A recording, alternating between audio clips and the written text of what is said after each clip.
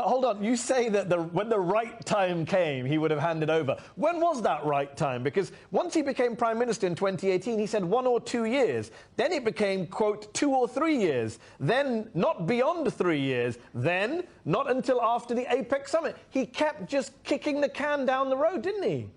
He's been very consistent. No, he hasn't been consistent. He's been very consistent. He said all 1 to 2 years. Even then he before said 2 to 3 years. Agreement. That's not consistent. Oh, no, yes. That is not consistent. He said 1 or 2 years. Then he said 2 or 3 years. That, by definition, is not consistent. Every decision is decided democratically together among all party heads in the Presidential Council of Pakatan Harapan. And the agreement which we had last Friday, last 2 Fridays, is for Dr. Mahathir to govern and to leave after APEC and hand it over to Datuk Sri Anwar. And we agreed as a consensus.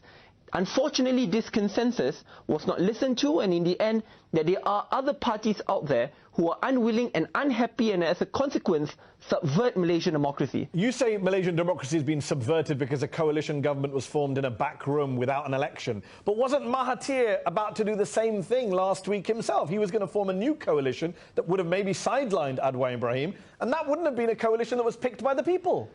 Absolutely not. If Tun Dr. Mahathir really was power crazy, he could have simply just remained as the Prime Minister, and for there to be a change in coalition with him still heading the Prime Ministership. That was exactly what this new coalition wanted. Instead, he stepped down, his moral conscience is clean, and he still fought to ensure that the democratically elected government will stay in power because of the people. But he's not retiring, and you say he's not power crazy. How would you describe a 94-year-old who is still in office and has been Prime Minister since before you were born?